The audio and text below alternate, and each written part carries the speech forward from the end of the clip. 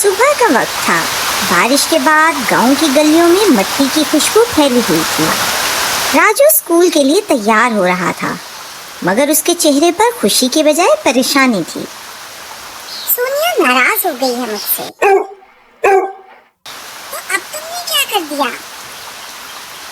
यार, कल मैंने उसका रंगों वाला बॉक्स लिया था, सोचा बाद में वापस कर दूंगा, मगर वो टूट गया। तो अब जादुई बस्ता बुला लो, सब ठीक हो जाएगा। राजू ने बस्ता खोला, मगर बस्ते में से कुछ ना निकला। राजू ने कहा, अरे कुछ तो मदद करो।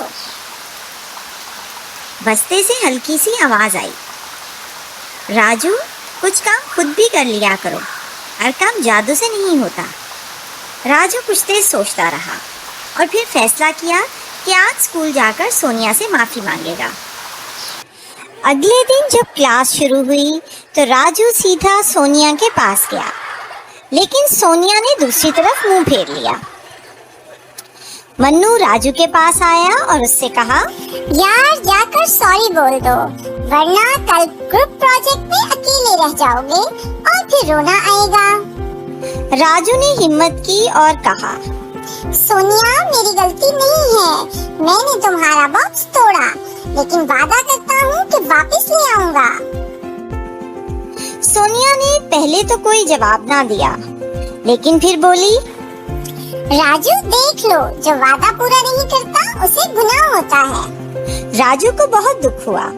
उस दिन उसने पहली बार सोचा कि दोस्ती भी एक जिम्मेदारी होती है। बारिश दोबारा शुरू हो गई। राजू घर के सहन में बैठा रो रहा था। बस्ता हल्का सा हिला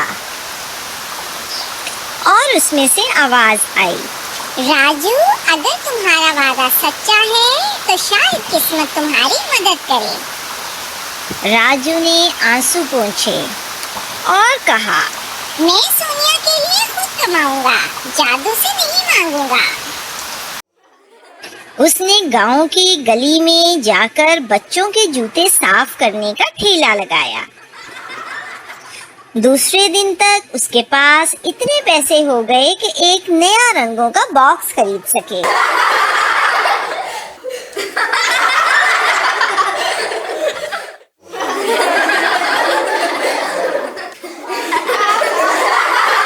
अगले दिन सोनिया क्लास में बैठी थी। राजू चुपचाप आया और बॉक्स उसके सामने रखा। ये रहा तुम्हारा रंगों का बॉक्स, मैंने खुद पैसे कमाकर ये खरीदा है। सोनिया चौंक गई।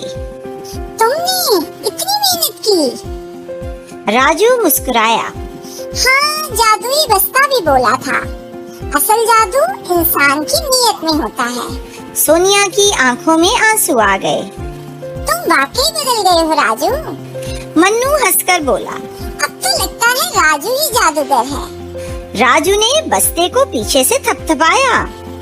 नहीं यार, जादू तो दोस्ती में है, जो टूटे तो फिर जोड़ना मुश्किल हो जाता है। चिंटू ने दुम हिलाई और भौंका, जैसे कह रहा हो, अब तो लगता है तुम वाकई बड़े हो गए हो। सब हंस पड़े, मगर राजू के चेहरे पर एक सुकून था जो पहले कभी नहीं था।